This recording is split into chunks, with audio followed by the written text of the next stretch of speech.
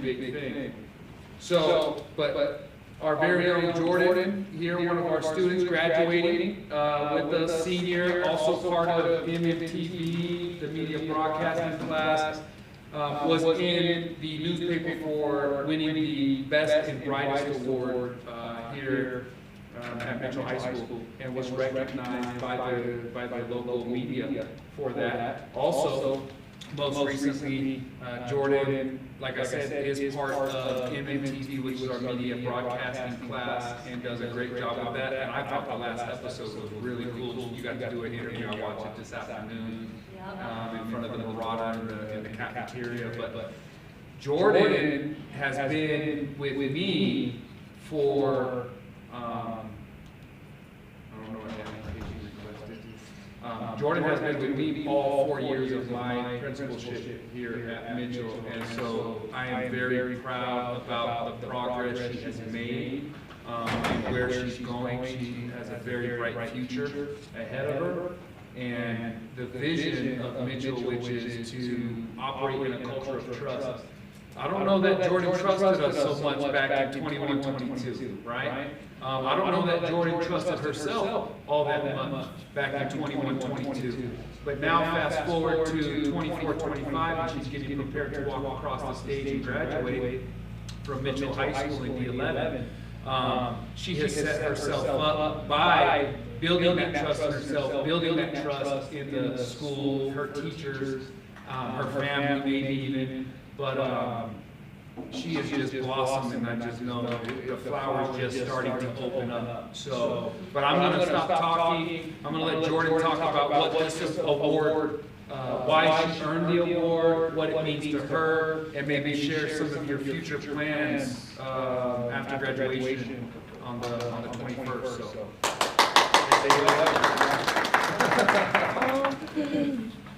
So the reason that I had won the Best and Brightest, Miss Briggs had come to me about it, stating how Mitchell's never really applied for it. Disney has been a winner for it.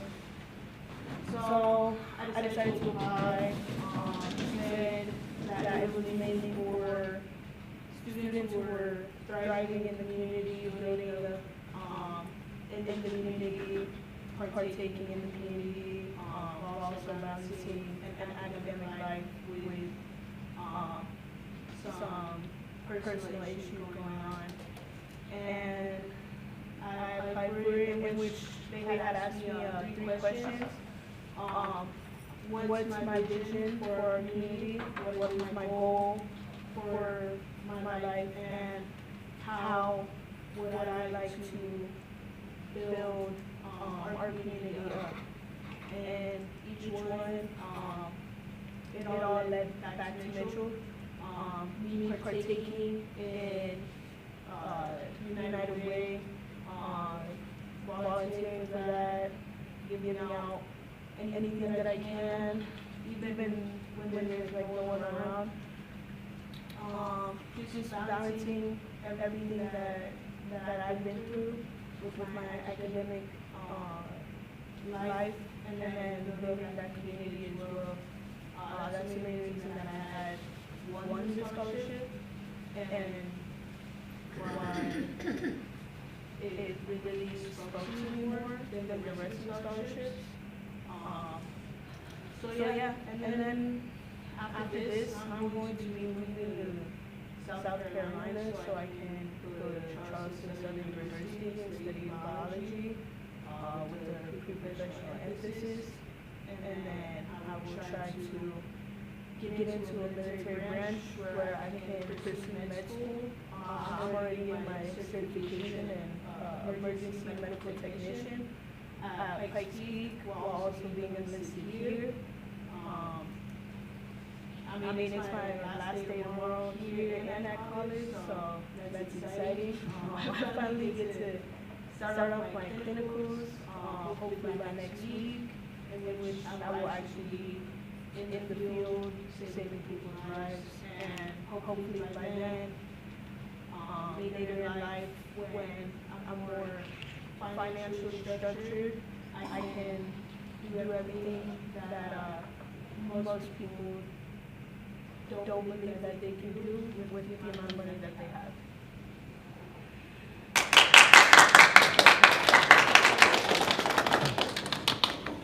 Any questions for Jordan?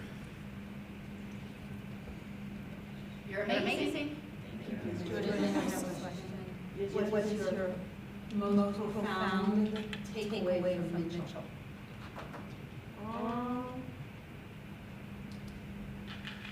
Honestly, I'd say all the teachers like commitment to us, to the students. Freshman year, as Mr. Smith said, I didn't really trust the school. I was still getting adjusted to moving here, and then getting to the feeling that I knew nobody, since I just came from Florida a year prior. So I was like getting in trouble kind of a lot, and being able to have that support system from the school to build that foundation so I can get my balance again. It was really good feeling, because I wouldn't be where I am now then. Any other questions for Jordan? Jordan, you work a job too currently. Yeah. With everything that she has in mind for goals and aspirations, and is clearly on that track, she works a job as well, as many of our students do. You know, that's what the first, when I invited her to the SAC meeting, I had to say, "Are you working tonight? Are you working on Thursday?" You know, I said, thank goodness we were able to work that out. But go ahead, Chairman Bibbs. Just wanted to ask you, you said that the good part, but what do you think are some of the better things that we as a student accountability committee, teachers and parents, what do you think we can do better to enhance your education in the future of students? I mean, last year, well, throughout my 4 years, my freshman year, there was a teacher shortage where I went through 3 history teachers in that year, and one of them, even though he was technically a teacher, he ended up with a long-term sub, in which we didn't really get an education for that. My sophomore year, I had all my teachers, it was great. And then, because I took a lot of college courses throughout my 4 years, my freshman year I took biomedical science, but I did not gain that college credit because they had not applied for that credit for the class. And my junior year, I also had an English teacher who it was AP English, in which she was never really present, so I felt like I didn't really get an education from that either. And then this year I took another English class, which was a college course, in which he had forgot to mention that we had to apply for the credit as well, so I didn't get that credit either. So it's more like, I think as a body, it just got to be improved on like remembering the credits in order for us to gain that credit, because we're working, we're keeping that A, we're making sure that we're able to get that college credit, and just find out by the end of the semester we're not earning it. Yeah, and I think thank you for being candid about that. I think that's where we're at in the juncture of our evolution at Mitchell, is making sure that professional development for teachers is ongoing and improves, because we do have a population of teachers that are primarily alternative, not I should say primarily, that's not right. A large portion are alternative licensure or alternative pathway teachers, and the day of 100% of educators being traditionally trained to a 4-year university are pretty much gone, I would say, at this point. And so it has been, and again, that's why I love the fact, you talk about perseverance being the P in our accept core values, despite Jordan having some of those experiences with less than proficient teachers, not their fault necessarily, but less than proficient teachers, and still being set on a trajectory for success is just a testimony to her resilience and the resilience of other students. But that is, I think, that honesty is important coming from students about how we as adults and we as a system can improve, and absolutely. Yes, we brag about offering CTE certifications or courses that offer CTE certifications, and we brag about courses that provide students with concurrent enrollment and college credit opportunities. But if the students are doing the job in the classroom and doing their part, we have to make sure that they are receiving those credits. So I appreciate that feedback. Other questions for Jordan? What I'll do is I'll have, or ask Terry to scan a copy of the article. Do you have a copy of this? Yeah. Okay. Miss G, Miss West printed. Good. You want to keep a copy and maybe frame that for yourself so you can have it.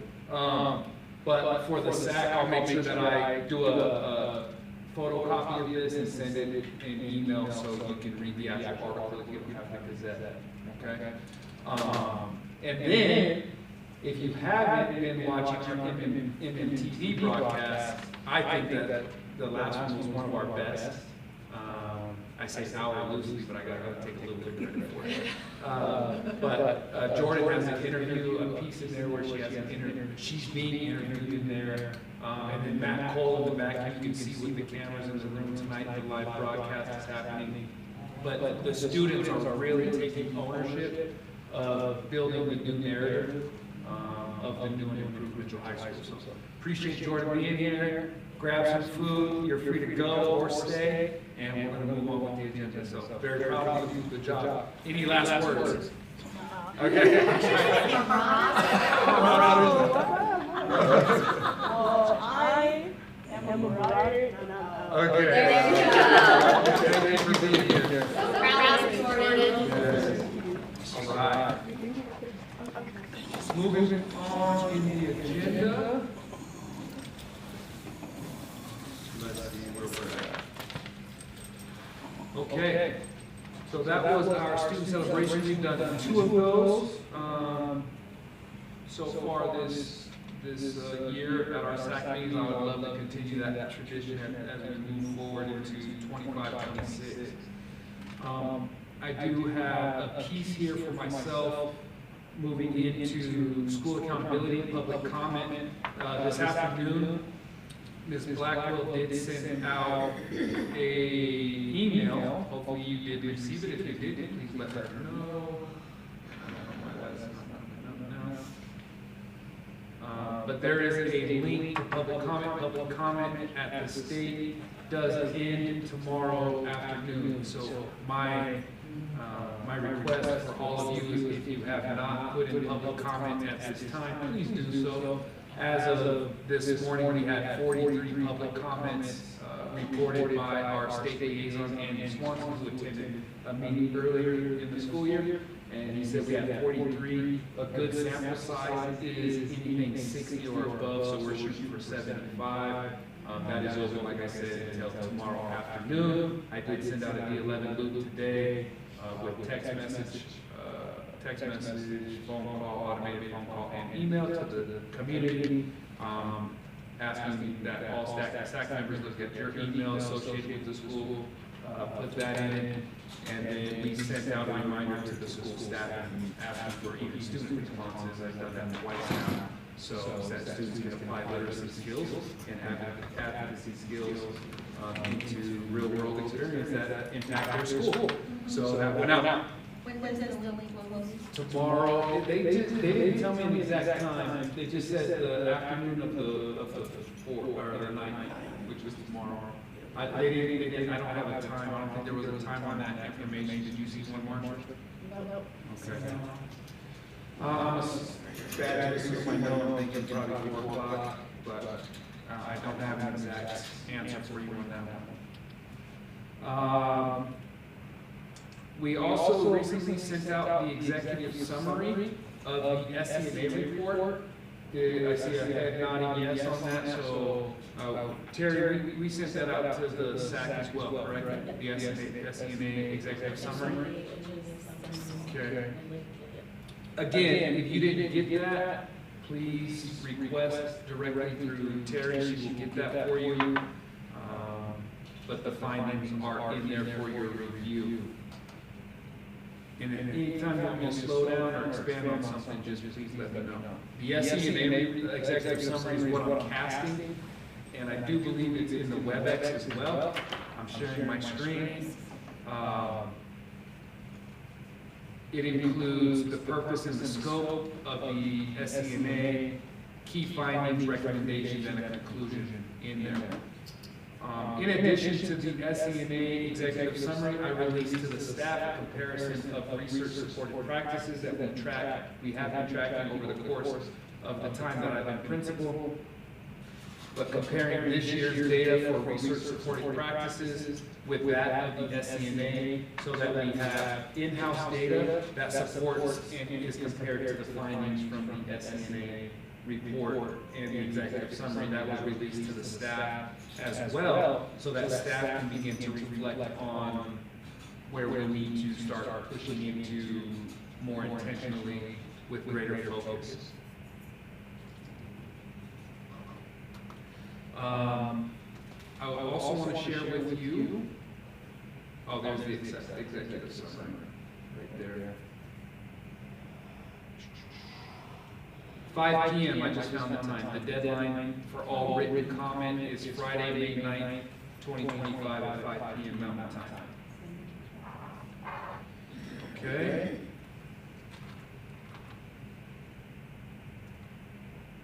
Also recently, to the community, we put out a survey, and I wanted to share the results. The survey is titled Mitchell High School 2025 Pathway Plan Survey.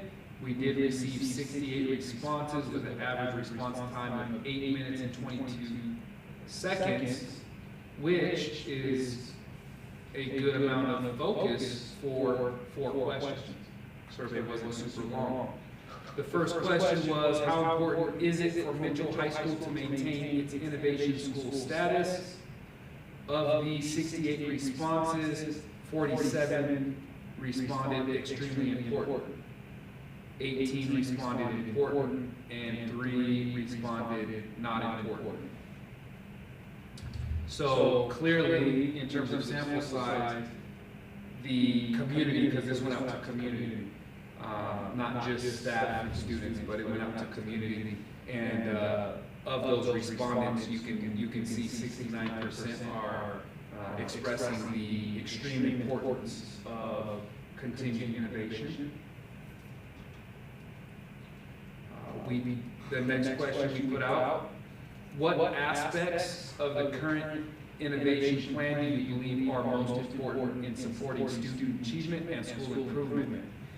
And this is a Likert scale, so it goes from not important, somewhat important, important, and extremely important. The first, coming in first, is educational programming.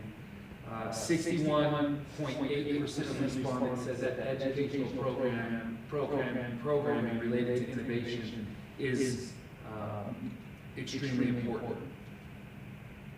And then I think the second piece of innovation at roughly 60% is hiring and compensation.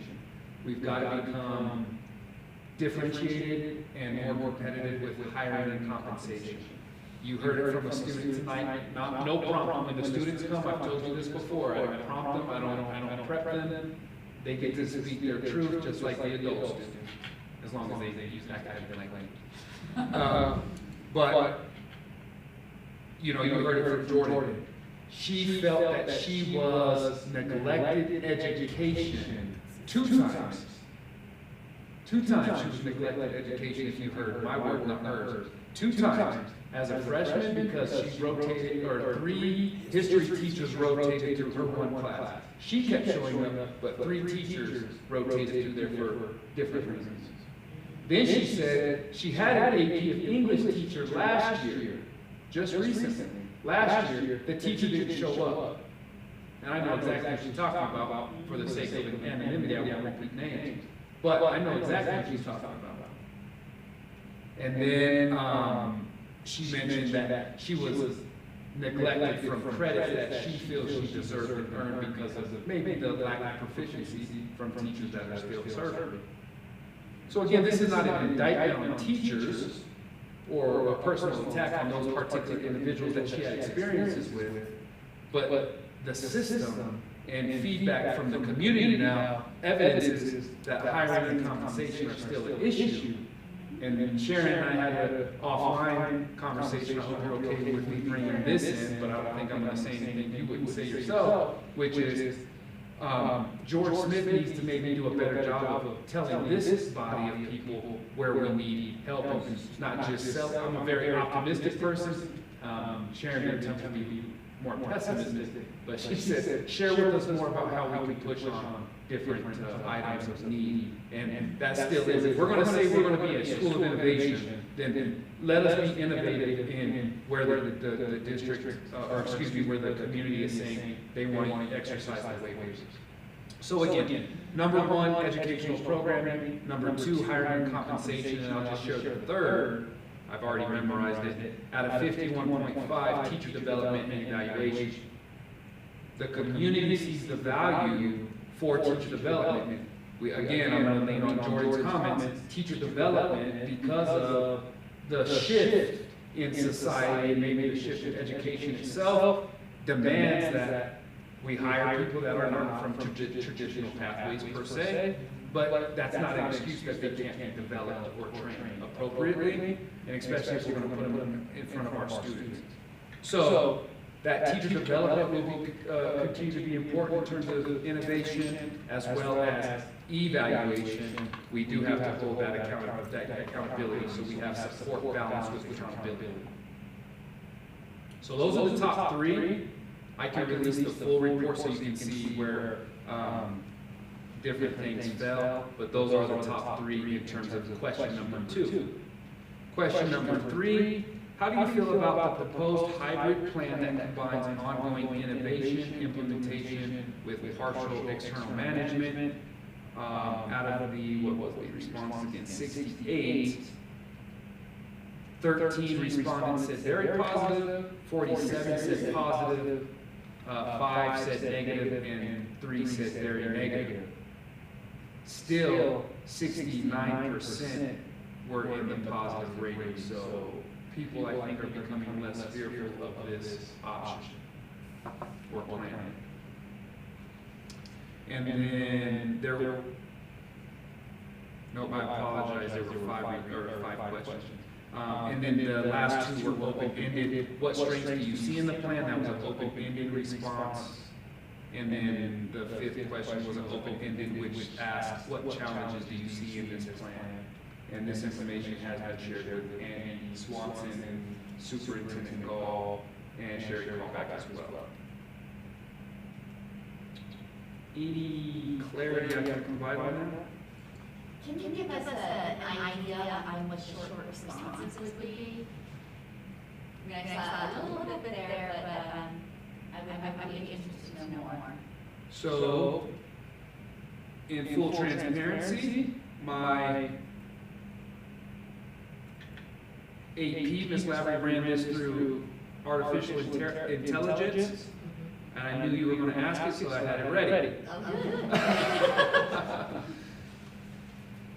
All right, so I'm going to read this, so bear with me. The feedback reflects broad support for the plan's potential to improve Mitchell High School through external accountability, preservation of the innovation plan, and a renowned focus on instructional quality.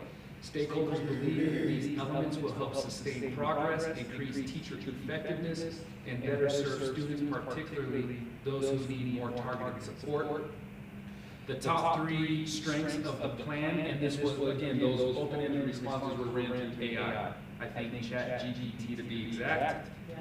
External insight and accountability brings fresh perspectives and outside oversight to support teacher development, raise expectations, and ensure rigorous instruction.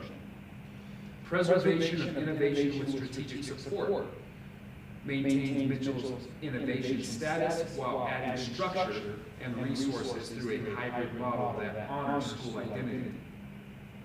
And then the third strength that was kicked out was focus on improved instruction and student engagement, aims to shift classroom practices toward a more collaborative, standards-based teaching, especially for English learners and students needing academic supports. So do I understand that the community did provide answers, AI provided answers? Community provided answers, AI synthesized the answers. And Marcia's probably more adept to AI than I am, so is that what AI is? Yeah, that's exactly it. Okay. Here are the challenges. The feedback reveals major concerns about the feasibility and implementation of the plan.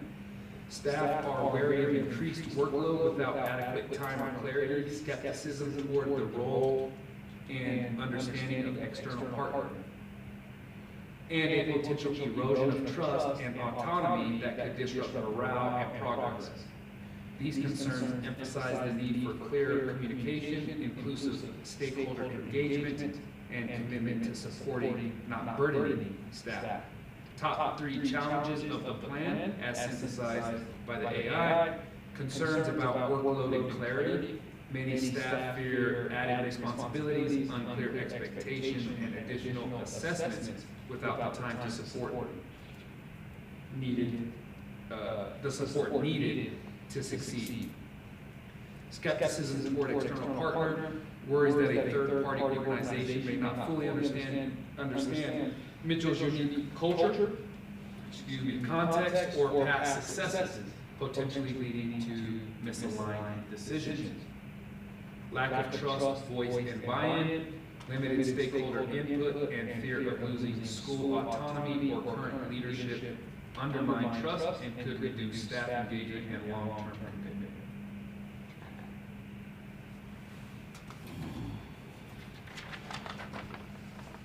Questions? Concerns, comments before we move on?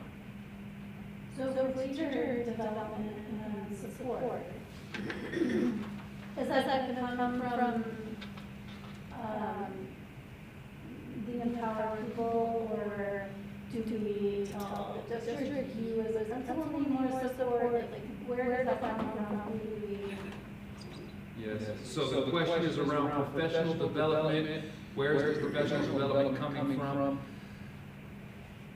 I'm going to show you some numbers when we get to USIP review that, so I'm going to put the cat out of the bag a little bit prematurely here, but our perception data around professional learning went up for the second year consecutively in the building, as rated by teacher respondents in the building for the 5 essential survey.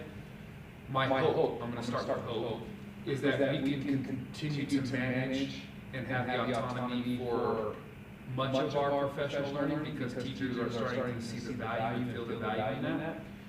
What I have been told is that professional development will be provided through the contract of instructional empowerment for the resources in the systems. Are they delivering it to us? Are they delivering it with us? I don't know today, but we will get professional development on through their resources in their company, through that contract, is what I understand. Again, I would love to hold some site level and autonomy in terms of continuing to do professional development that we have already started this year to maintain that momentum and that progress. We'll see how that goes. Because in the SCNBA's report, it seems like class management is a high priority for Yes. improvement. Absolutely. Absolutely. Well, and I piggyback on that, and I always say this, but I think class management would improve if we had more engaging tasks for kids to do. I mean, oftentimes our curriculum is online, so kids are sitting in front of computers for hours and hours a day, and it's hard to stay engaged when you're just looking at computers. And that's a district issue, Yes. right? So are these empowered people gonna support you, Mr. Smith, about how, like, this is what our staff would like to do instead?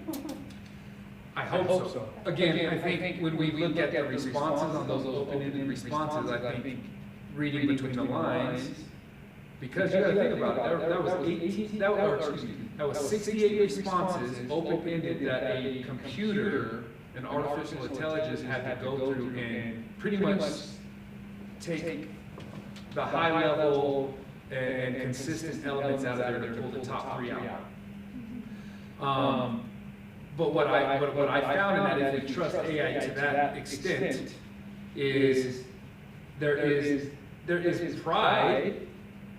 I don't think a computer program is going to say that, but there's pride in the work that we've done, and we don't want that to be undermined whole, just full bore. And so, again, I have to use the word hope today because I don't really know. I don't really know. But the hope is that, yes, I can still have some site level voice as the building leader, air quotes. Because we don't know exactly what it's going to look like. But that's some of the, what was the word that was said in there? There was a word in there. Skepticism, right? Skepticism is what popped out a couple of times. People are skeptical about it and are feeling that maybe the instructional empowerment team will not consider the culture and the progress and the identity that we've been able to create up to this point in 4 years. So I don't have an answer for you. My hope is that it will be a blend. That is my hope. Just like the plan itself is a hybrid, I hope that professional development will be a hybrid. It will be a blend. What I can say is my assistant principals are amazing, and Ms. Lavery in particular has already dug in to the resources because the resources were part of the resources without buying the whole package were released to us so we could start previewing it. Much of the empirical research that we have founded our practices on since 2021 when I became principal, which is namely John Hattie's work, is embedded in instructional empowerment work. Common language, learning targets and success criteria are embedded in instructional empowerment materials. And it just goes to prove that we're not doing anything that is brand new. What we're doing is leaning heavily, and we have been leaning heavily into research-supported practices that are tried and true. My hope, again, there's that word, that instructional empowerment will blend their approach with the approach that we've been taking, and we're not just throwing the baby out with the bathwater, but we're blending, and we're having greater resource and a more targeted and focused approach with development and resources for teachers to improve practice within the classroom. Engagement, classroom management, that sort of thing. Other questions or information you'd like to know on this piece? The board hearing, that's the wrong date, by the way, typo, my fault.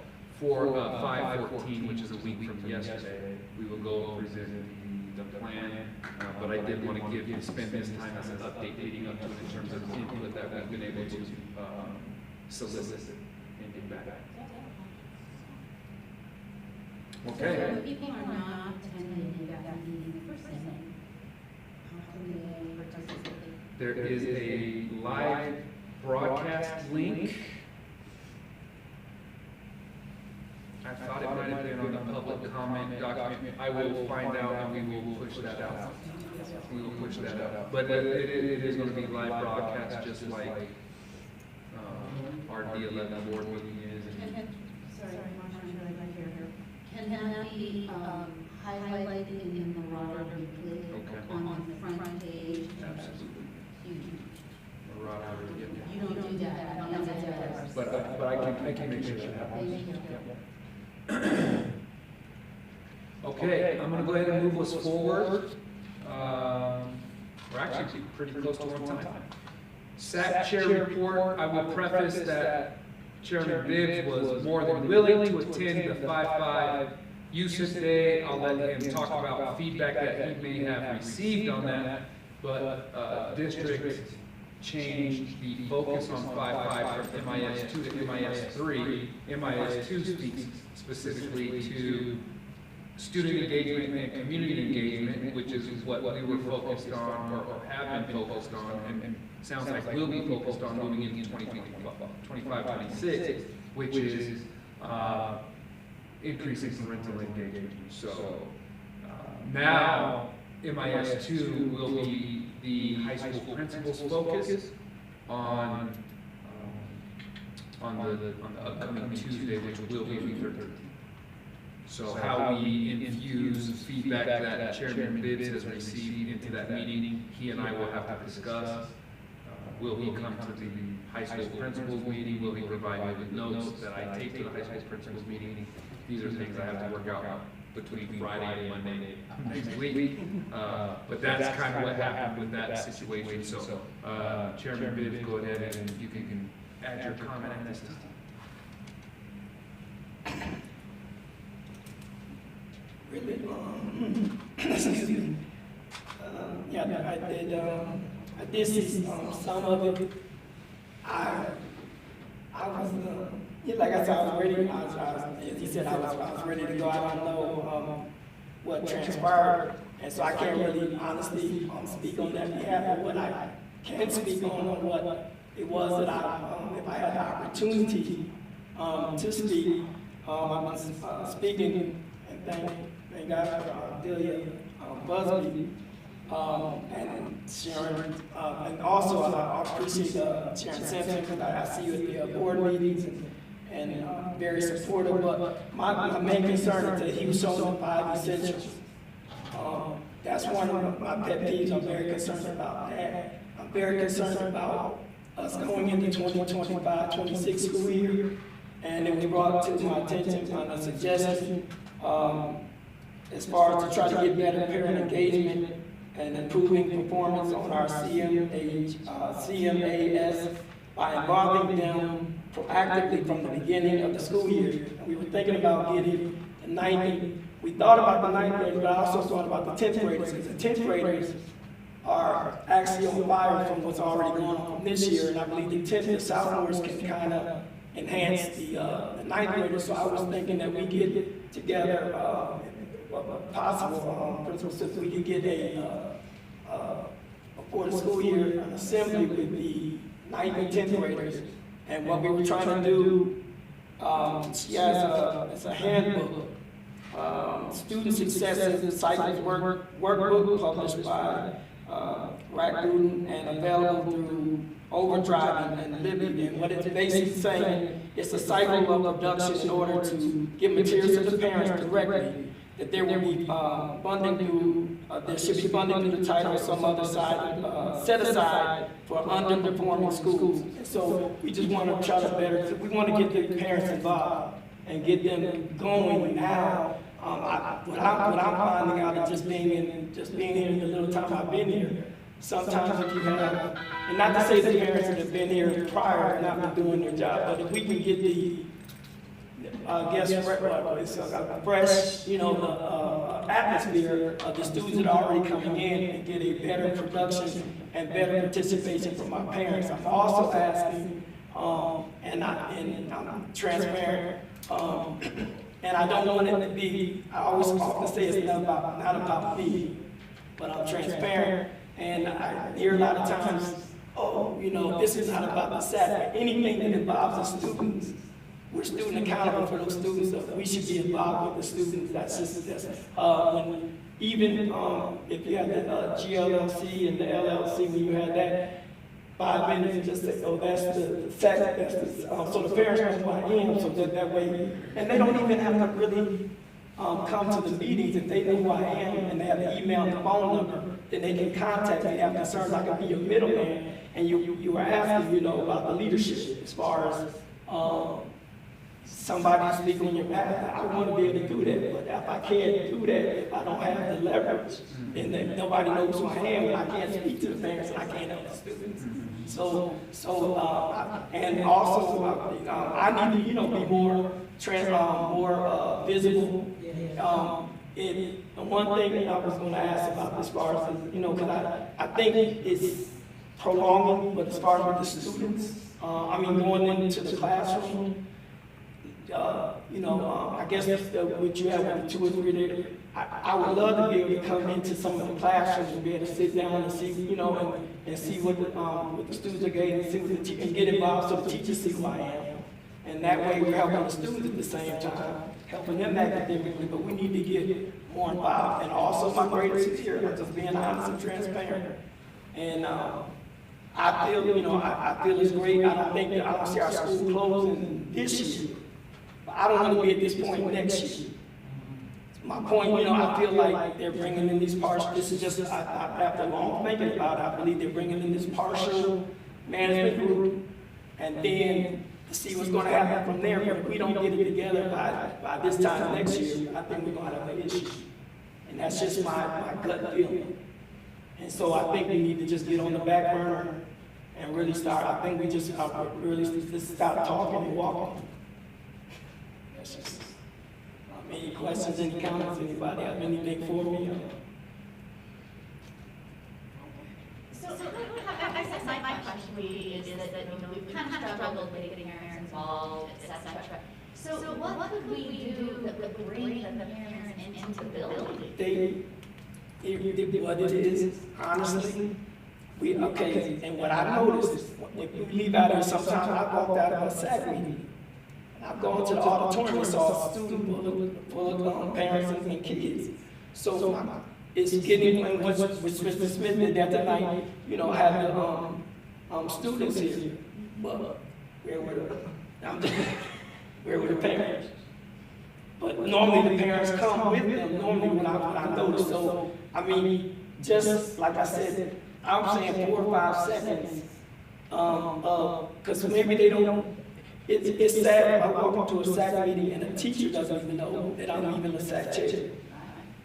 So, and it's not about me being seen, it's about them coming to me so that I have the concerns of the students, or a teacher or a parent can come to me and say, hey. And then I can go back and talk to Mr. Smith, and then now I'm talking to Mr. Smith, start making action, start doing things. We just need, I think we just have to be more visible. Like you said, like when I'm at a school function, hey, that's this SAC president, and give my email, get my phone number, get my stuff out there, so that I can give you the other SAC, because I have a good, Rebecca, I stay in contact with her, and also keep her in prayer. She had some surgery with her knee or something. So I've been talking with SAC members. But we can't do anything if we don't have the leverage to help the students or the teachers. I could say 2 years ago, I know the first year I was on SAC, I did walk through the school. During the school day, went to the classrooms, talked to the students about what they wanted to see. That's how the planetarium became a situation, because that's what they wanted to see kicked off the ground. They were very conversative, and they knew the SAC committee, they knew what the SAC did.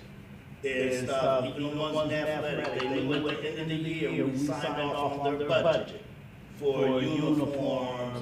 We helped get the football field out there. So it's not just the co-chair and the chair coming in. I would say if from time to time they see individuals that come to these meetings because they identify with them, who they are, you're on the SAC committee, and a lot of them, even their parents, that don't show up here. I'll get a lot of calls. I get a lot of feedback from parents that don't come to the meetings. They knew you were on the SAC committee, this is what we want to see, come to the meeting. But as long as they knew a representative was there, emails, phone calls, you see them out in public, they bring their issues up out there. And stuff, so, it's not like we're not known. We are known, they know that we do certain things, a lot of the students, they control money for the program because they sign off on it at the end of the year. But if you're in there, come into school, talk to them, introduce yourselves to them. They're all part of the SAC team. And the teachers will give you more leeway to come in there and talk to those students. And last one thing I can say, a lot of them have graduated right now, but I built a very strong rapport with a lot of those students. Just by showing up, being in the school, they saw you care. You care. And I agree with that. Like I said, just going to the prom and then walk in and just like being, they see you, they're visible. And like I said, it's not their fault. I just believe, like, you know, even when, and I'm sort of speaking to myself first, if I be more visible to be seen, to be able to be asked questions, then that's fine. But like I said, there's no contact information. And like I said, he puts it on the website, but I said it has to be more like hands-on, like interactions. Well, and that's what I was thinking is that we need to get like activities or events, we'll get parents in here so that they build those relationships with you all, the teachers, and all the staff here. I don't know that we're getting as many parents involved as we'd like.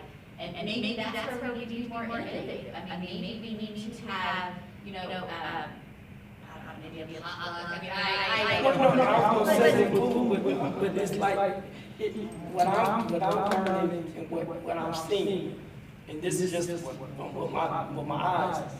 Parents, they're being involved when it's their child.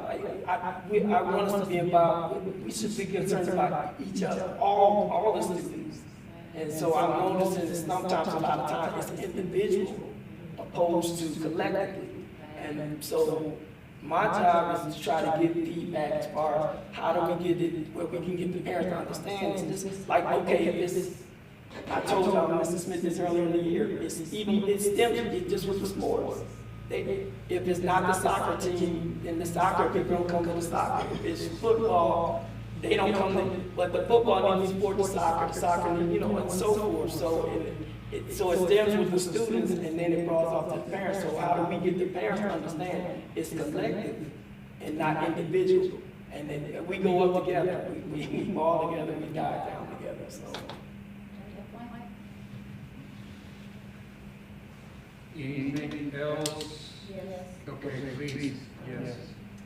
So that's a very good point, the collectivity, and you know, I spent the last 4 days in this role, which has been fun. Thank you, by the way. Yes. Oh, I have to teach this week. So,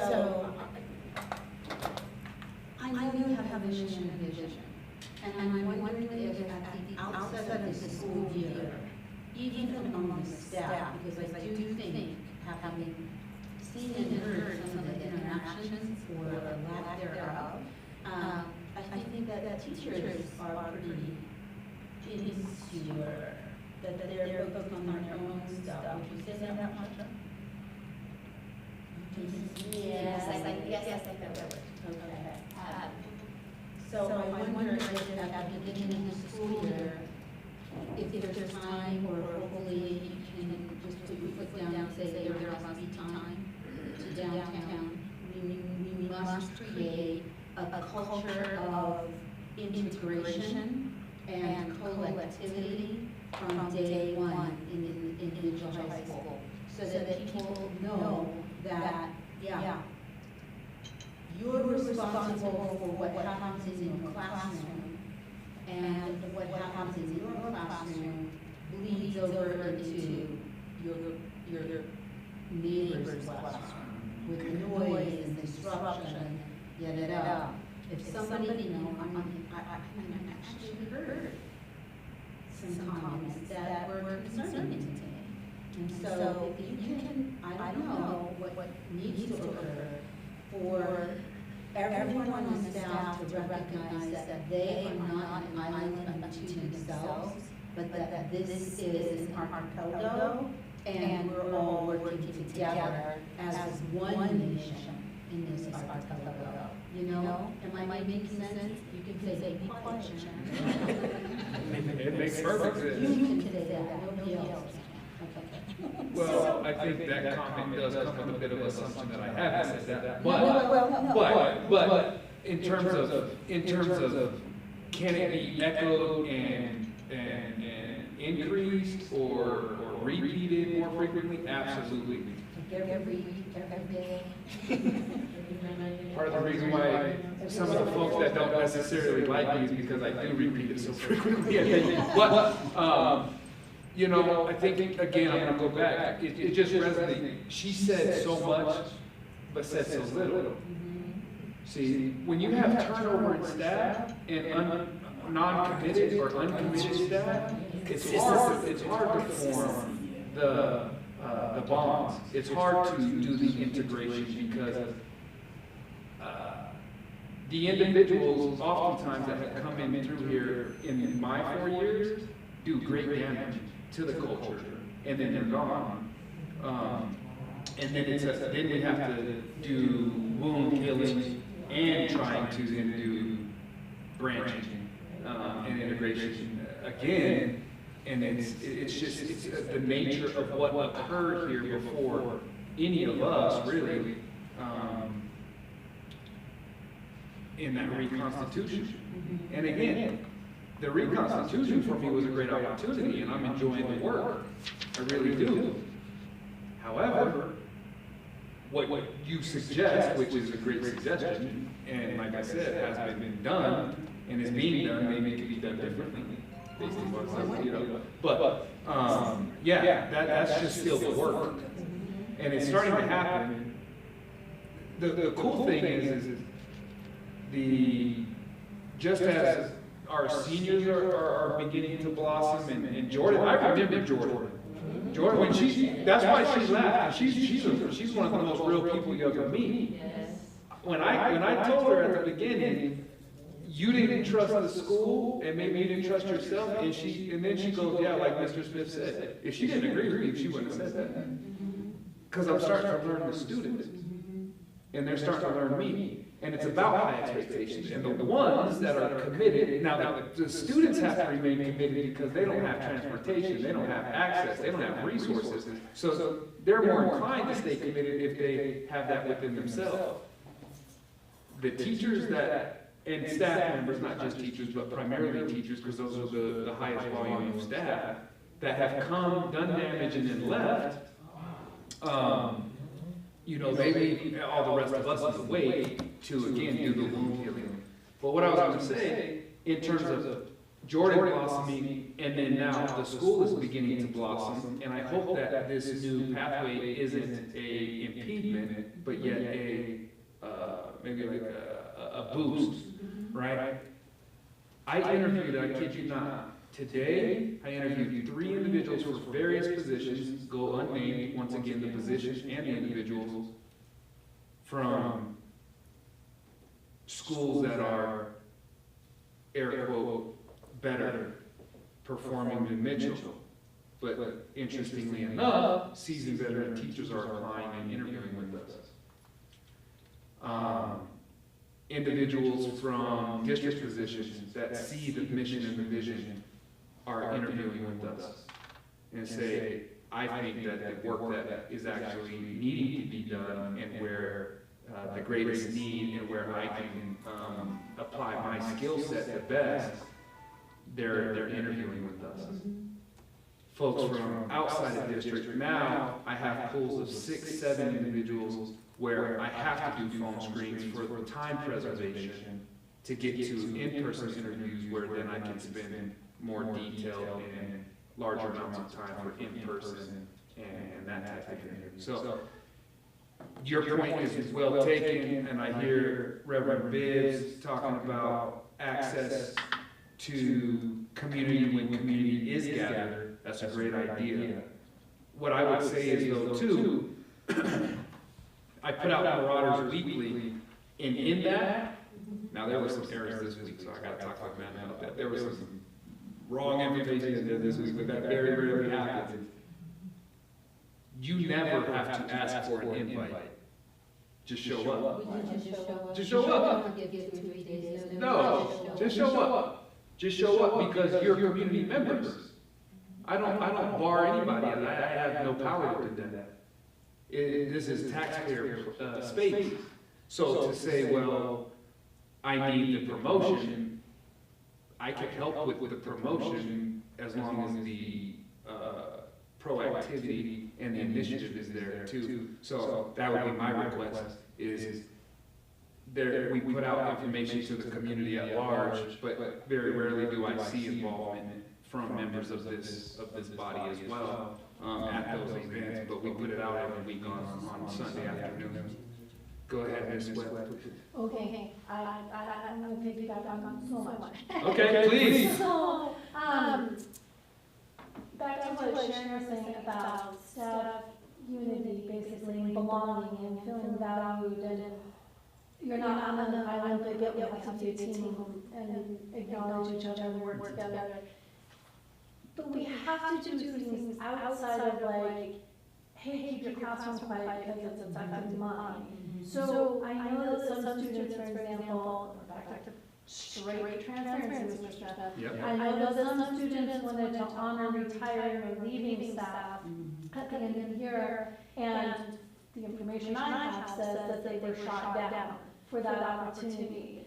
So for me, as an educator, if I knew that, that doesn't say to me that I am valued in this place as a staff member who has served. And yes, I'm leaving, and however I feel about that. But if students had an idea and they want to support staff and then it's shut down, how does that make staff feel? Right? So there's that. And then I come back to what Mr. Briggs was saying about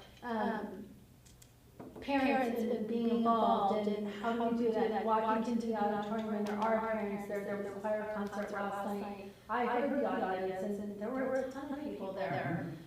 So why is that? Well, I think part of it is parents need a purpose. And at this age, it's really hard for parents to find their purpose.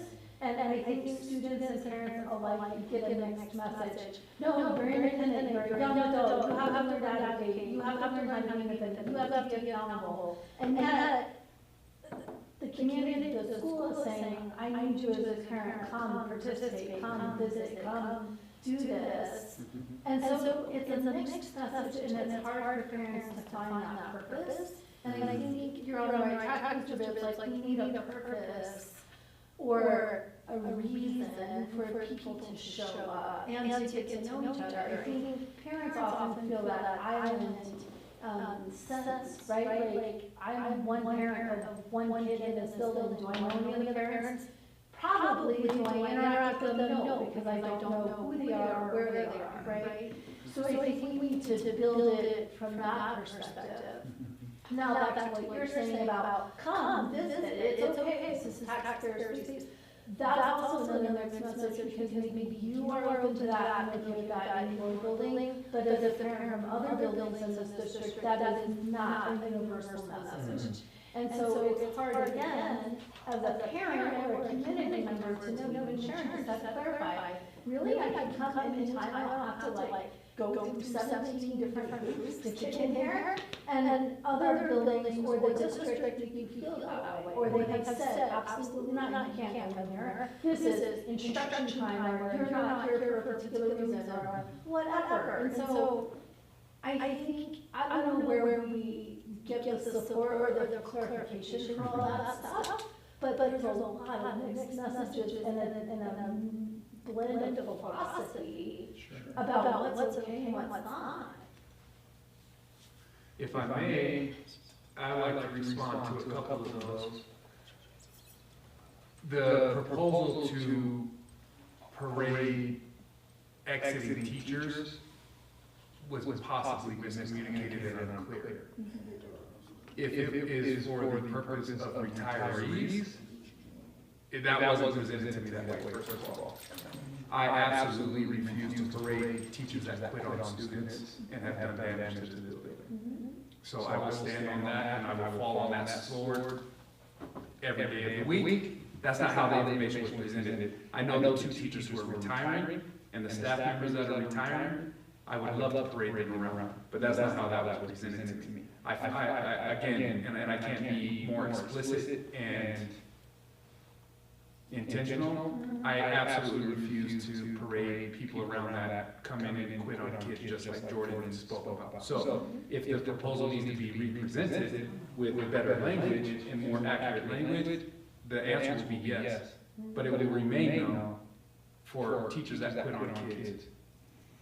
And I personally feel like that's fair, like, I think there should be that, but again, I feel like that's where the kid, I think all of us in our whole camp, students, staff, parents, like, we're all told to be independent or advocate or whatever, but then there's a black or a, not a black, but communication is hard. Absolutely. It's hard. And so okay, the kids can represent that, but I'm not sure that they know who to go to. Does that make sense? Like, for example, I don't want to diss anybody here, but counselors, for example, right? Wouldn't their CCRC or their counselor be their point person for an idea like that, or the student council? If a random student has this idea, okay, give your student body council, right? Something like that. So, but I think they need reminders in this direction because they're not quite there yet, right? Understood. Yeah, Understood. So it's communication, I mean, we're all saying the same thing, right? Like communication's hard. Yeah. Well, and just look just happened. You voiced an opinion / concern, right?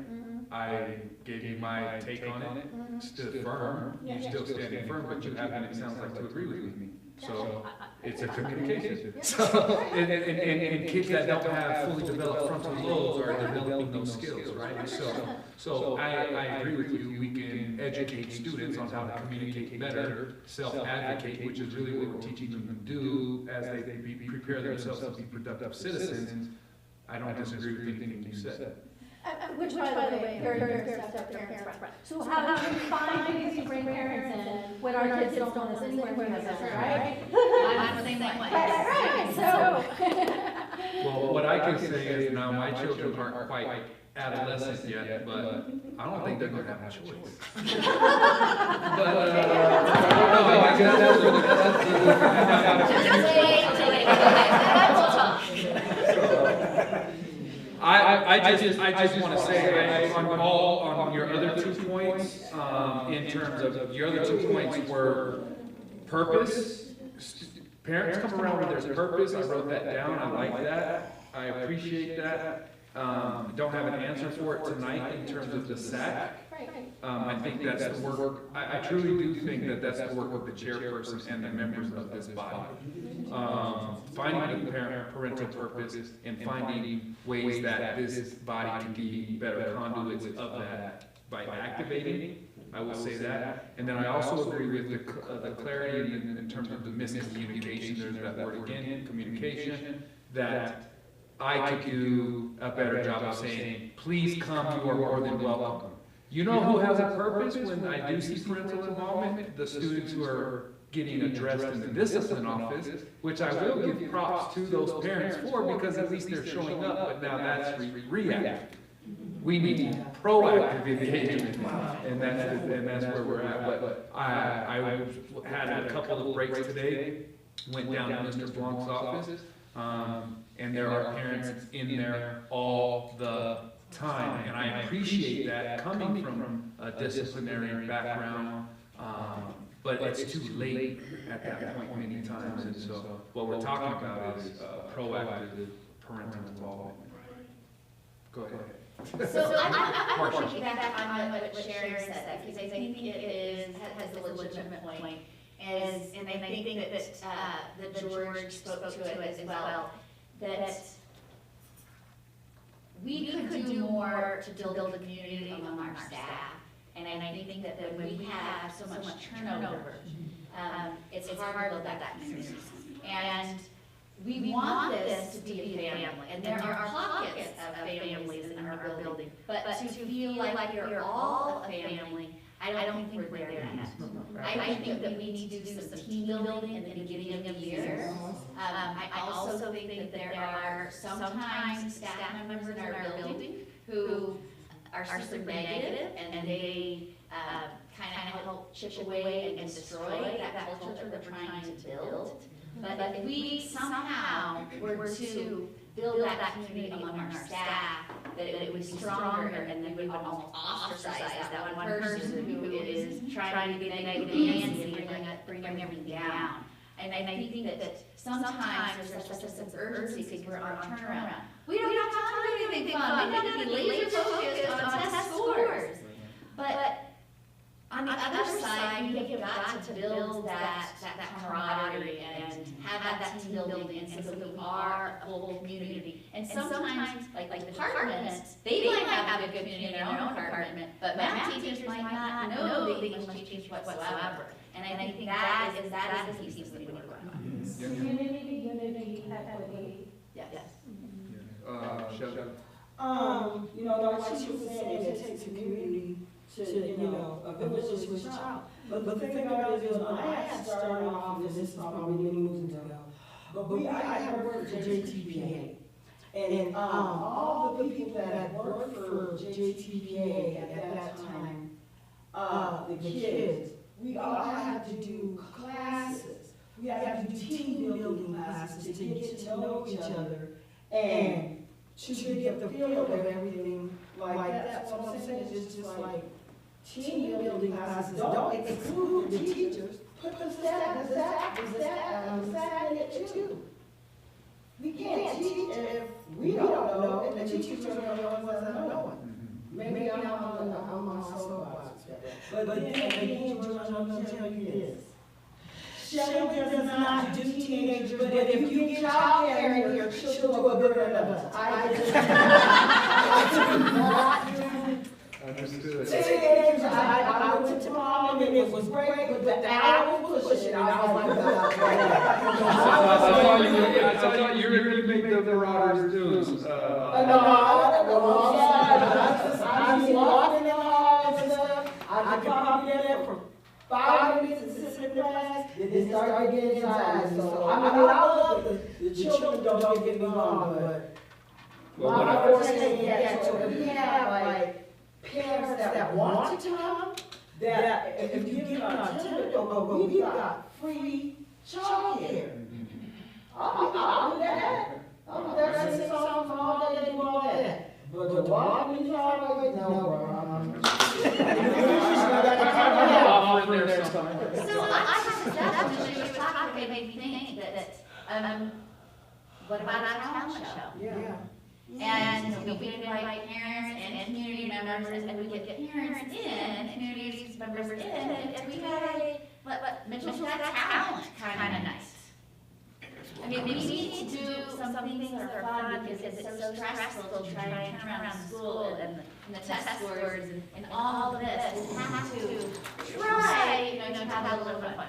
But another thing we can do is like, if we've got, anyway, we can do like a family reunion, a Mitchell family reunion, do the sad things and let's dump Smith and Biggs and all that, all on there, and, something like a big, carnival, that we bring it all back to the forefront, get some popcorn and stuff like that, bring it in, and then that's when you put the SAC. Hey, this is what we do, it's a fun day. The kids enjoy it, take a. There's lots of alumni, and That's what I'm saying. There might, that might have our current students not feel like they're in the get, oh, I am Mitchell. And all these alumni come back, right? And then we could do like, we could do a bingo night. Bingo night. Yeah. Students, how, the SAC could host a welcome back to school event and have like adults and students, maybe the students go, I don't do their thing, but the SAC are hosting the adults, the parents. So. And two things that were historically, like having been in the district so long, that Mitchell was always known for, was some sort of cultural night. And I don't know when that stopped, but we used to talk about it at SAC all the time. Mitchell has this cultural night, celebrate all the cultures. Because we are a super diverse school, and we have lots of different cultures here. Another thing that was always happening at Mitchell was the Halloween carnival that high school kids ran for the elementary kids. They have something to do on Halloween. Those two were just traditions at Mitchell for a long time. I don't know when they stopped, but. So, I mean, I hear a lot of energy and actually excitement and enthusiasm that we can make this happen. So, yeah, I mean, skies are the limit, you know, and it's really about people coming together to organize and make it happen. So, I would say, you know, Reverend Bids and members of the SAC get together, generate these ideas, and let's select one and move on it, you know. It is 6:20, so for the sake of time, I'll move us forward, because I do want to review a little bit of information in terms of the 24-25 USIP, Unified School Improvement Plan, just as a recap, as we are rounding out our school year. And then we do need to vote to either retain Reverend Bids as the SAC chair moving into 25-26, or see who else is volunteering to give their time as SAC chair moving into next year. So, if you remember, when we're looking at the SAC accountability timeline, the activities in May through July, the top one right there, and this is public, this is on CDE's website. We've had copies go out before, but nominate a new SAC chair, and then it does talk about onboarding. If the SAC is large enough, how are we going to mentor and onboard new members? But I'm actually going to go back down to June, or I'm sorry, February and April, and review progress about the implementation of the Unified School Improvement Plan. So I just wanted to share some numbers from 24-25 with you. I did share this with the SAC. It was intended, and I think it actually was good. Marcia could speak to it, but presented it as a celebration, really leaning into Cotter's change model. And I don't know if you've read that book, but it's something you might be interested in. And I explained to the staff that the book speaks about a colony of penguins, emperor penguins, where the iceberg is melting, and so there's a sense of urgency. So you'll see in that graphic up there, that urgency, it says create a sense of urgency, is right at the top. I come into the school year, and sometimes I think because, like Marcia said, we're so laser focused on turnaround, we do sometimes forget to have fun and enjoy and build community, like Sharon was talking about. But part of the model is, and that's why the red one is highlighted, generate short-term wins.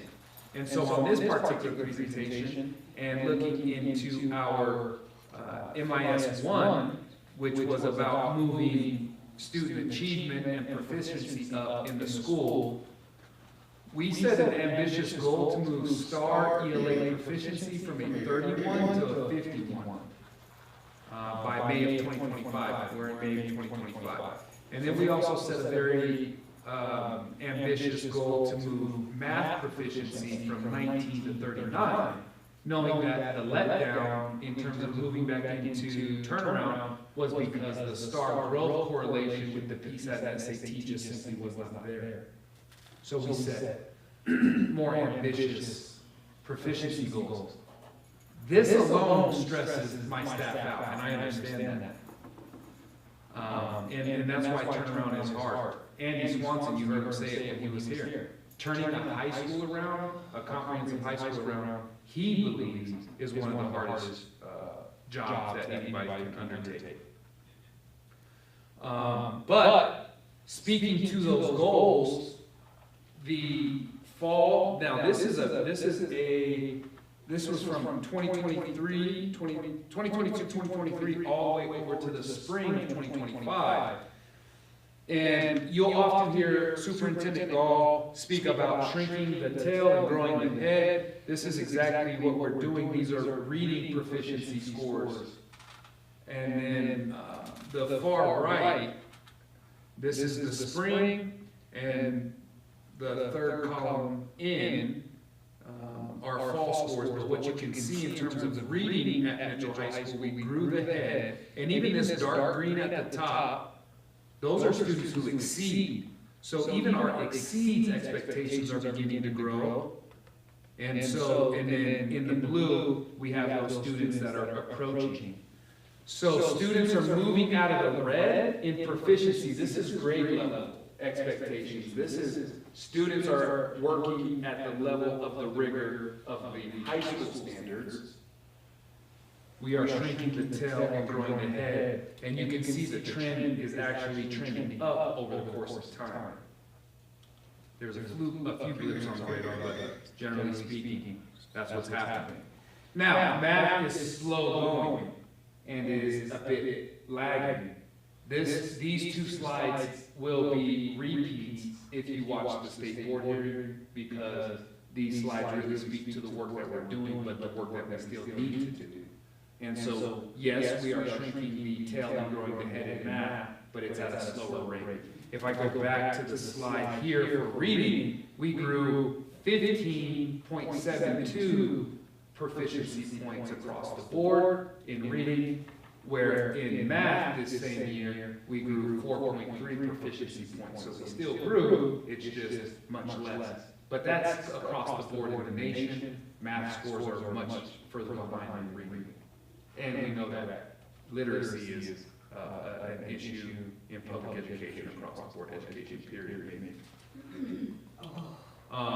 When we look at, go ahead, Marcia. I just want to jump there and mention that, especially with math and being a math teacher, now that we're implementing geometry next year, I think that we're going to see a big difference in scores, because geometry is huge, and it kind of surprises you that you don't have it. It's coming back. It's coming back to the envisioned Savas curriculum. We fended for ourselves a little bit in years 1 through 3. And I think some of the districts pushing and the leadership at the district level, there are pros and cons to some things, right? But one of the pros is that they're like, no, you will have a line curriculum. And so now our teachers over here who do need to be further developed can now plan and collaborate with their sisters and brothers at Doherty, Coronado, and Palmer, because it is a line curriculum. So the district that way is doing some things correctly there. Moving into, so this really speaks to MIS number 1, where we were looking to grow by 20%. We did not meet the mark, but the ambitious goal helped push us to higher numbers. We almost got the 20% growth in reading. We still got growth in math, not quite enough to get that goal, but we are growing students. And I would also say we are growing staff members for that matter. In terms of student engagement, which speaks to MIS 2, we look, the reason why those 3, and it's going to be hard to see, but I will go ahead and speak about it. The 3 that are boxed in up there, the team that developed the Unified School Improvement Plan for 24-25 wanted to really use the perception data that the district has adopted for social emotional learning. It's the Panorama Survey. We highlighted rigorous instruction, and we highlighted sense of belonging and engagement. This is a student response survey. All 3 of those indicators went up this year per student responses. And there were you can see in the top right corner, 340 student responses. When you repeat again, Yes, rigorous expectations went up. Sense of belonging, so student sense of belonging went up. And student engagement went up, knowing that that's still a lagging indicator. That's a big reason why instructional empowerment is needed. But students, though, as adults are under the impression, and a good impression, that students are engaged. Students are feeling more engaged, so we're going in the right direction there. In terms of the 5 essential data, fast forward these slides a little bit here. We finally got some green on our 5 essentials, and it's right in the middle for ambitious instruction. So where we pushed in on ELA, math, and standards aligned instruction, we did receive positive feedback from students and staff about ambitious instruction perception. The school has now moved up 2 years consecutively from not yet organized to moderately organized. And we are still pushing hard to improve the supportive environment piece. Did the students provide any data about what leads them to say that the environment is not supportive? So the supportive environment element, let me see where I can get to that one directly. So the supportive environment indicator, let's see if it'll come up for me fairly quickly,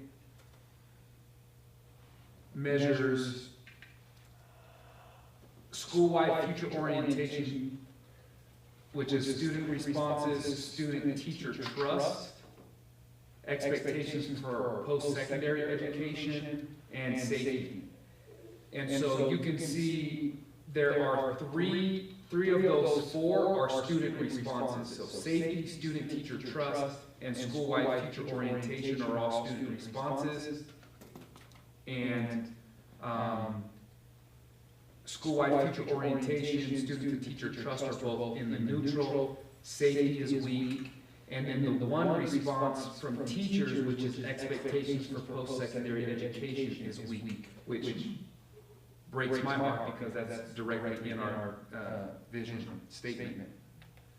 So what this tells me is, now then, what this tells me is we can do a better job of stating the vision of the school, which is post-secondary preparedness for all students, college, or career, across the system. Everybody needs to be echoing that. Students need to believe in that and believe in themselves. Jordan was a prime example of that because she has post-secondary goals. When you open up the details for safety, there's other measures in that. Safe perception of safety around the school, traveling between home and school, safety inside of classrooms, safety in hallways, and safety in bathrooms. And that's the hang-up, is the bathrooms, right? The hang-up is in classrooms, in hallways, and in bathrooms. The strongest indicators are around the school and between school.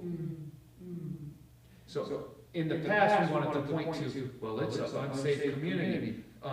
It's the students getting met by the gang members walking from here and there. The students are not saying that anymore. The students are saying, the classroom doesn't feel safe, Wow. the hallways don't feel safe, and the bathrooms don't feel safe. Wow. So what needs to happen? Visibility, enforcement of the behavior matrix on a consistent basis, better establishment of student-teacher relationships, teachers not quitting on students. That's what needs to happen. Teacher and all staff visibility in hallways during passing periods. Closer monitoring of bathroom passes. Instead of letting a kid be out of class for 20 minutes, holding that student accountable using the e-hall pass system that I purchased using taxpayer dollars and monitoring that with fidelity. But nobody's in the hall. Well, you've been here for 2 days, you know what happens.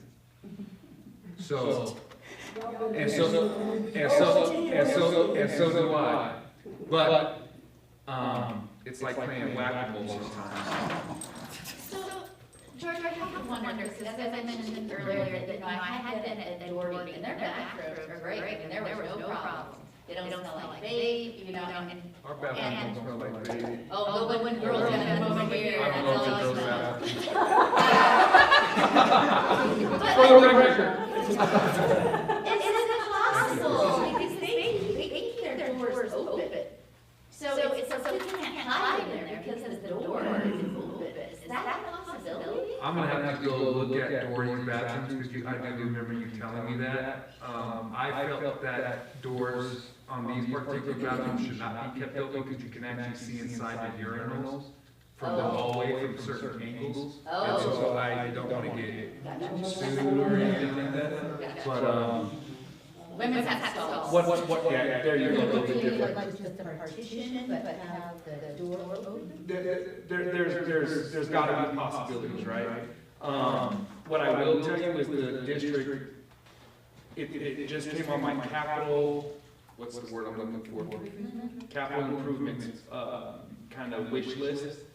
The safety vestibule will be going in first, and then after that, bathroom renovation is next on the list at Mitchell. And I'm hoping, if you have been down to Jack Swagger, I hope we get the bathrooms like Jack Swagger. That is beautiful. They are individualized and kind of in like a stall setting that have direct access to the hallway, but they are individualized. And, any gender can go in there.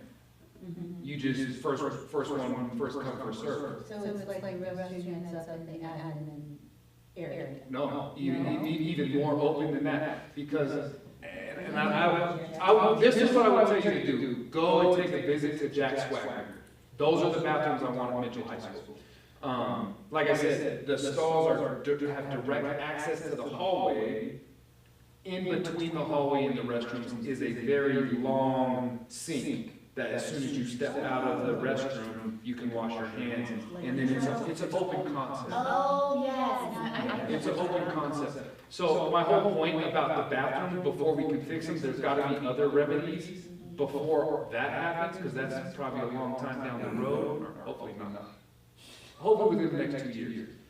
But there are halo systems that we're gonna request for some funding that pick up on, it's another AI, it picks up on keywords, and it has a vape and smoke sensor in there to alert staff members to go and address those situations. So there's remedies for it, but when I open this up, when I give you the 5 essentials data, it's not like it's in the tank, by the way, where like kids feel like they're in danger for their lives in the hallways or classrooms or bathrooms. I'm just simply saying those scores are what's holding us back from moving it from the red to the yellow. Yeah. It's not like it's in the tank and it's like red alert, we're on fire. It's just the most lagging indicator that's not yet pushing into yellow and into green. But it's on the cusp.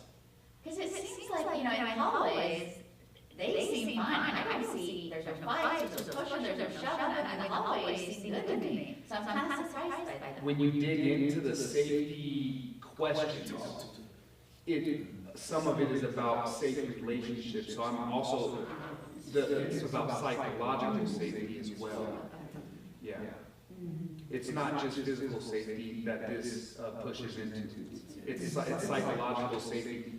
If I'm a student, do I feel safe going to my teacher to advocate? Do I feel safe that that teacher will listen to me? It's not that I'm in fear for, like, I'm gonna get beat up every day or anything. Like, some of it is that, but it's not the whole thing. We're gonna dig into this. This is a priority I have put on one of my assistant principals as a task, like, we need to move this dial. I need you to be the leader, the point contact person, to get strategy and implementation and training to move the dial on this. What made you ask, and I'm not gonna ask you which individual, but what made you ask that particular individual over the other? Well, it's very simple, it's in their job title. It should be, it should be the expectation of their job title, but there is also passion and talent around that as well, so. It's not like I'm just going to the person because of the job title, there's actually skill in that as well, but yeah. Okay. This pushes into MIS 3 and I'm almost done. MIS 3 talks about post-secondary workforce readiness, graduation trends. Since I have been principal, are up from 60%. Now these are 7-year trends. I'm not mistaken, trends. I will double check for you. But the trend is going up. So from 60% in 21-22 to 66% at the end of the year in 24. So the trend is going up. But if you compare it to, let's say, a Doherty or a Coronado or a Palmer is actually just right above us in terms of percentage. Palmer's, I want to say, is around 75, so they're about 10 percentage points above us, but Coronado and Doherty are 20 percentage points above us. The trends are the same across the board. When you compare comprehensive high schools, our percentage rate is 20% lower, but the trends are all moving in the same direction. So, again, it's additional work that we have to do, but you can see since 2022, the dropout rate has fallen from 7.2 to 5.6 to 3.9. So the dropout rate continues to trend down. Our goal this year was to get it to 2.1. We'll see how we finish. And then we'll also see how we finish with graduation rate averages coming up. But very happy with the trend lines. Yes. That dropout rate, that's the students that are totally dropping out, not those that are leaving Mitchell and graduating from the school. That's right. These are students that are not accounted for. Yeah, okay. If they withdraw from Mitchell High School, they do not count as a dropout as long as they can Go to be coded to another school to continue their education. Good question. In terms of our on track for graduation goals, which doesn't help out this trend, this is when I reported to the staff, this is the final push we really have to make. Is our goal for on track for all students is 85. When I delivered this presentation, the on track for all students was at 62. What the trend suggests is that we hit over the course of the year, the blue line is the 23-24 school year. The orange line is the 25 or 24-25 school year. This school year, and the gray line is the 22-23 school year. So you can see we're ahead of 22-23, but behind 23-24. What we generally see in the last 4 years is a quick sprint to the finish line, and then they jump up right at the end. You can see that line for 22-23 do that. The gray line is spikes because we have a universal homework or a universal grade book like homework policy that if teachers adhere to that, students do not get penalized in terms of final grades for late or missing assignments because students like Jordan have to work, and so we don't penalize them. At least that's the goal. Now there's an argument on the other side that we're teaching students to be procrastinators and not meet deadlines. I acknowledge that that's the other end of the argument. However, we adopted this structure from UChicago, who was our innovation partners when we first got into the innovation plan. And not to say it's a perfect model, but it has worked in Chicago public schools. How many grades do you give kids? What is the time frame? There are mid-quarter breaks where they have to have submissions done, and then teachers should be cutting off grade books, and then it restarts again for the end of the quarter. Marcia can speak to kind of how that feels in the classroom more, but that is communicated to the community. That's also communicated in department chair meetings, and then I've actually started to send out department chair meeting minutes, if you will, and agendas after department chair meetings to share that with the staff so that those deadlines are met. The department chair team, the school leadership team, decides on those cut points of when we're gonna say student grades are finalized, no matter what. So it's not like I'm making those decisions in isolation. Now, that's another professional development point, and ongoing need is for greater coherence and alignment in terms of teachers following through with those deadlines. But it's essentially a mid-quarter cut where teachers will accept late homework for points. 4 weeks? Is it like 4 weeks, Marcia? Thank you. And then, and then some teachers show more grace, some teachers. Some take work a little bit longer, just to be honest. There are some teachers who are taking stuff from March to help kids with their grades so that they can pass and graduate. I don't know that in my class because, we've got deadlines and then you can't go back and do your page, after it's already published. But having a math teacher, sometimes, if kids don't do any of their work the entire, 4 or 5 weeks, and then if you don't let them do that work, then they're gonna fail. I don't know, I see both sides, I've been on both sides of that, because when I first started teaching, I was like, I'm gonna let them do their homework all the way to the very end, I just want them to do the assignment, if they don't do the assignment, they're not really learning. But then I have kids who turn things in 9 weeks later, and then that content is no longer relevant. So there's both sides to that. Yeah. So again, it's not a perfect model, and I even had, when I first heard about the way they were doing it in Chicago Public, I had a problem with it because are we teaching bad life skills, right? And so there's arguments for it. That's the way we do it. Not to say it's set in stone, but we get exercise and debate in that way. Is there usually a consequence for turning in late work? Is there any consequence for lateness? They can turn it in late for points, but yes, there is a bottom line penalty.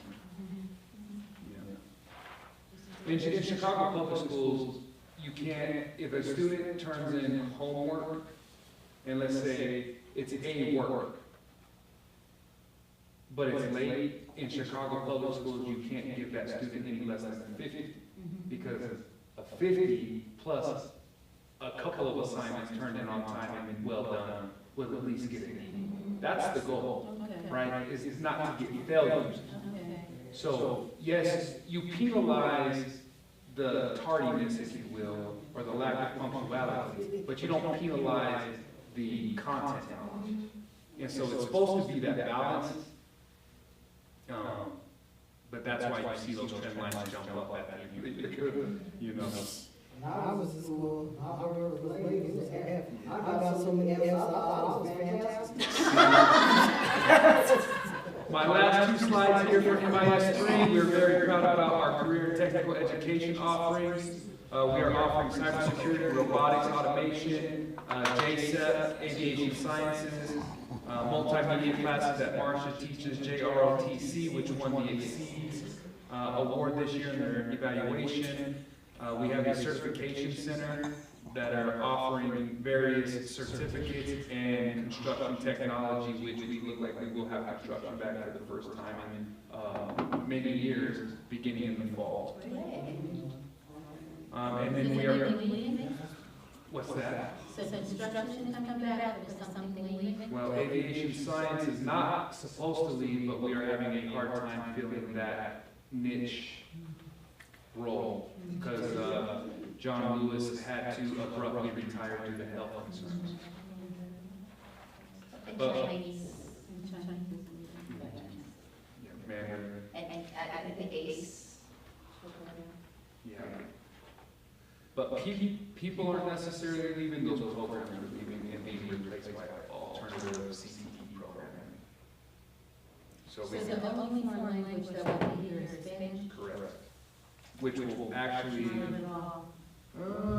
I would disagree with that to a degree, because we're also going to be really infusing the opportunity for the syllabi literacy on that for those heritage speakers, which would earn those students with a great deal of potential for opportunity in the future. No. No, I hear what you're saying. There's context around that as well, but. Now, can I throw an idea out there? Sure. Did you know that Joe speaks German and Spanish? She could offer German and Spanish, 2 languages, 1 person. Throw it out there. Yeah, I like that idea. If Joe's willing to. So, again, tough decisions had to be made due to enrollment. And so, oftentimes when you have to turn the school around in terms of core content, let's say ELA and math, you go to electives to cut because all kids need reading and math first as that is. So George, They should know. If you don't have something beyond the core, you're not going to bring. No, that's true. No, I totally understand. Like I said, there's some of the programs that are leaving have been augmented and supplemented through new programs coming in. When the superintendent Gall was here, he mentioned that our decreased enrollment and going to site-based budgeting will affect the programs that we offer. I mean, he was very clear with that. And on the other side of that, I have to just speak my truth, is that, if we have ideas to bring up enrollment and therefore building up programs, that we should be able to do that. And I know it doesn't sound like a broken record, but I'm going to say it anyway. I still believe that 4-day work week, 4-day school week would bring up our enrollment, which would give us more money to offer more programs, et cetera, et cetera. Yeah. I don't necessarily disagree with you, but what we've also been told is because we have innovation doesn't necessarily mean that we have a free pass at getting anything and everything we ask for. I'm still figuring that out. I know, it's very clear. My comments.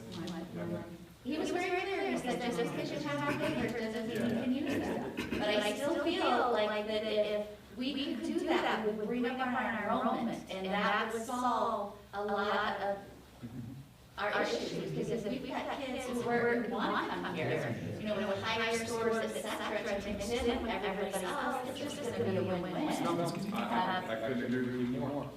There are hard decisions to make, and there's balance.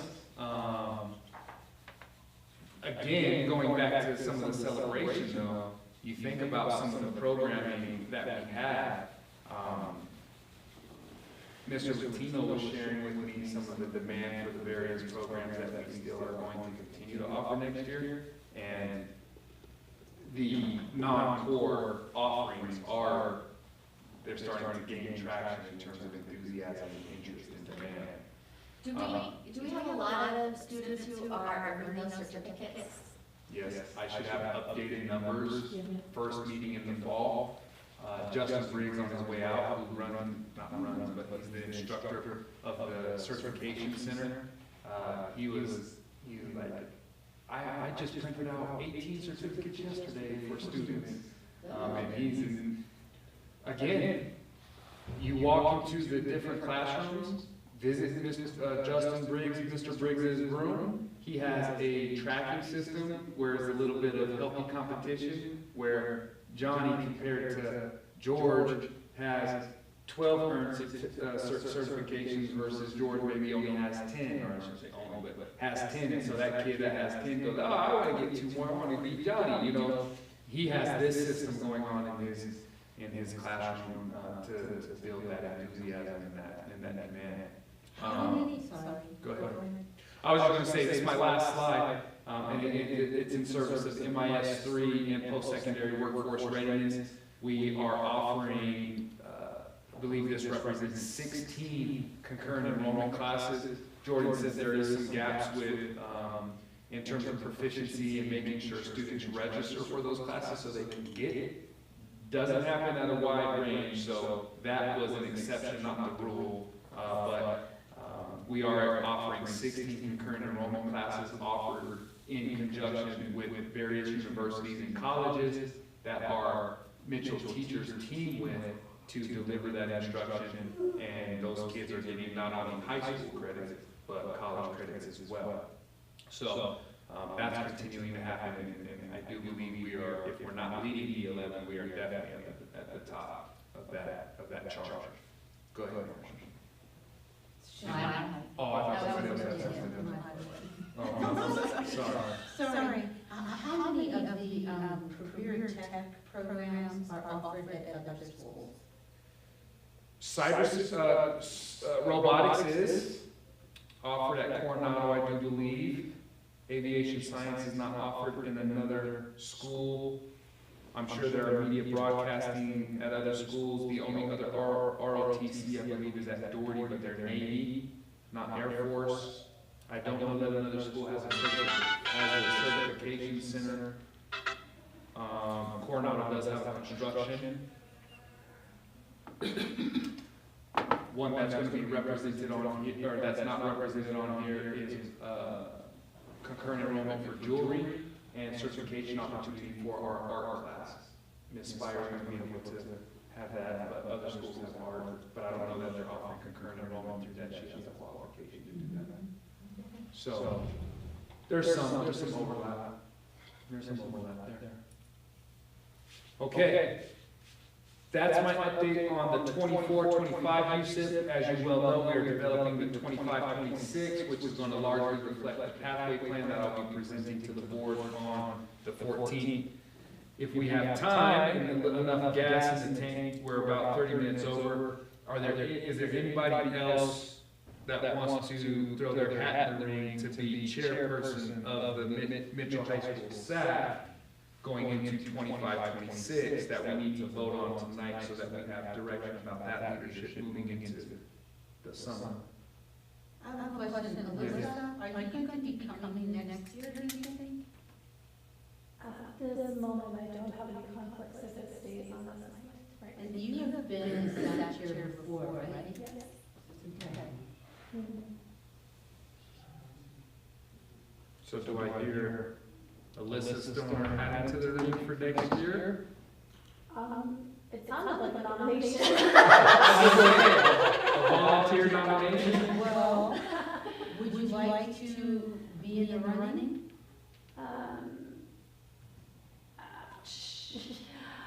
Yes, my only hesitation is I think I'm applying for a full-time position, but not at this moment. Sure, why not? Okay. Take me or leave you, whatever. So if you're applying for a full-time position, would that conflict with your participation? Well, that's what I was considering. I don't think so because I've been a chair before, and because I've been involved in this building now, for a while. I don't think so. If I stepped in without a clue, probably. The reason I say this, everybody, is because the SAC chair is preferably a parent. That is Oh. true. No, it's not, it's always been the expectation. But because we had Mr. Machette a couple of years ago, and now we don't have any kids there. I do miss Irish, right? Oh, she is getting ready to graduate. I appreciate Mr. Smith. That's one thing I did want to say. I appreciate Mr. Smith and the Mitchell staff. We made a very serious decision on Ari. I asked her, who did she believe she was? I wanted a definite answer. Who do you see yourself as? She sees herself as a female. She has started hormone treatments. I supported her 100%. we are now looking for a fashion design school for her. That's what she wants to go into. She looked at Pratt Institute in New York, and I said, I don't think I can see you in New York quite as of yet, not by yourself. So we were looking at Denver and Phoenix. But she is maturing. She is still a year ahead of her high school class. She should be in the class of 2026. She was in the class of 2025. My biggest concern when she stepped into Mitchell, she was only 13 years old as a freshman. And so I'm proud of her. She's in the therapeutic home right now, because just some things with the transgender situation and the therapy and what you gotta go through, I thought that was important for her to bring her maturity level up to where it should be. But I told her, coming out of there, they're getting her graduated from high school. One thing she never lost, Ari was always academically strong. We just found out how strong she was when she's in a controlled environment. So she'll be back to Mitchell, all three. I want to thank Mr. Smith again about that, too, you all three. They all three came through Mitchell. Angel is going to play for Florida State football now. Michael, he graduated 2023, now looking at if I can get him in the culinary arts. I'm trying to push him in the culinary arts, but they have fond memories of the school. To them, this is the only high school that they grew their feet into. And that's why I stayed apart, not just because of them. I've met a lot of other students here. I won't be seeking any type of position on SAC committee, but a member. Mitchell is still our home and stuff, but it is time for me to move out and move up. Saturday, I became a live candidate for the 5th Congressional District, 2026 election. I became live. My fundraising is starting to go out the roof. This is going to be a very different election. And one thing you will see from it from me, which a lot of people know, the children and the school districts are on top of minds. We need you on the school board. So that's where I'm at now, right now, but Mitchell's not losing me. I've been getting a lot of letters from, emails from Dorothy. My daughter's a 9th grader over there right now. And when I walked in there, I didn't know that many people knew me. Oh, Mr. Luchette, you're over here. Now, my heart is with Mitchell. Okay, we just happen to, Dorothy is our home school now. That's why I told her, I'm not driving nobody else to school, it's school bus, all that, you go to Dorothy. That's it, you stay until graduation. I moved in this district to get them. When Mr. Smith came, I moved from Fountain to come here so they could go to Mitchell. But she's staying, I'm not buying another house. Okay. She's at Dorothy, but like I said, I've become very attached to the school, to the staff here. I've seen a lot of the growth here at Mitchell. I'm going to continue to work with Mitchell. Like I said, 3 of them, as far as I see, are graduates of Mitchell. This is when they got their high school foundation at. Went different ways, Dad fought with them, but at least we got them diplomas. And stuff, we got them out. And stuff. So like I said, this is my home, I will be here. I will participate, but I made a decision after seeing everything in January. It wasn't time to sit on the couch My father always told me, if you want to make change, you put yourself in a position to make that change. And that seed is coming open, and I've got to run. And you guys will, I think come September when we start primary season, you'll be hearing a lot more. Because we'll be out there giving speeches, TV, all that stuff, and this is really, like they told us on Saturday, this isn't a national election. It's gonna make national news. And I'm all for it. I just wanted for clarity, this is, if you haven't noticed this, then you haven't been paying attention, but this is the state accountability timeline right on there. It does say, it talks about the SAC composition. The principal or the principal's designee, at least one teacher, at least 3 parents of students enrolled in the school, at least 1 adult member of a PTSA, at least 1 community member. Representatives must reflect student population not be employed by the district or the school. And then they do suggest, and I say suggest because I don't think it's law, that you have a chair or co-chair that is a parent. So it looks as though Ms. Webb has thrown her hat into the ring alongside of Chairman Bibb. So would anybody like to run a quick vote with those of us who are remaining in the room for the chair for 25, 26?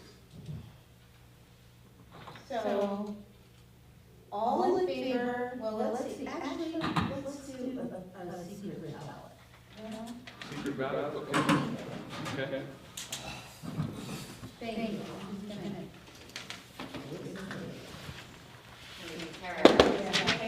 Tara, if you favor, write a name, and we'll carry it out. You need to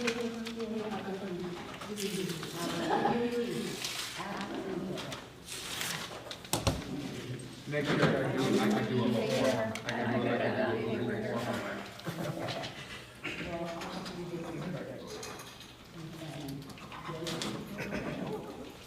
I need your keys.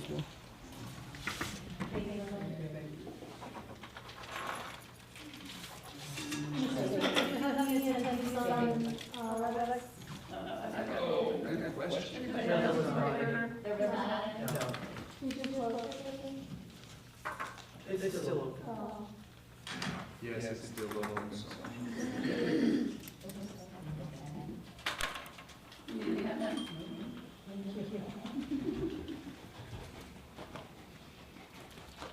Yeah, the WebEx is still open and there are no attendees, but thank you for that reminder.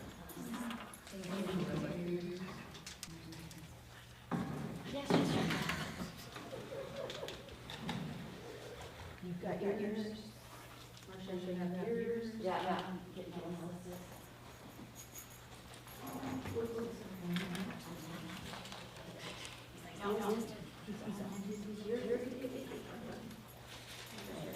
I'm not gonna read these, sorry. I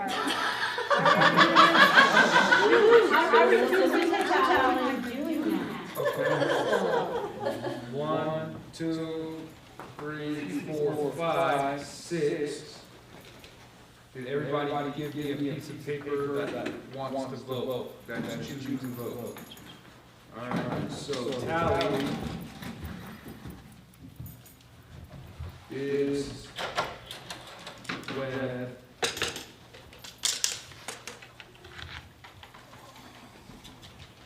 One for Bibbs. One for Webb. 2 for Bibbs. 3 for Bibbs. 2 for Webb. And 3 for Webb, so it's a tie right now because there's 6 votes. So can you have co-chairs? Yeah. Right, 1, 2, 3, so it's a Let's have tie. co-chairs like we had last year. Yeah. Are you both amenable to that? You both agree to that? Co-chair? I'm gonna be here, I'll still be here. Okay, so that's yes, and this is yes, okay. Okay, so we have co-chair. You can discuss how you're gonna work together and communicate together and all of that. Thank Sure. you. Okay, so there we have it, we have two co-chairs going into 25, 26. And I appreciate everybody's attendance, and we will see you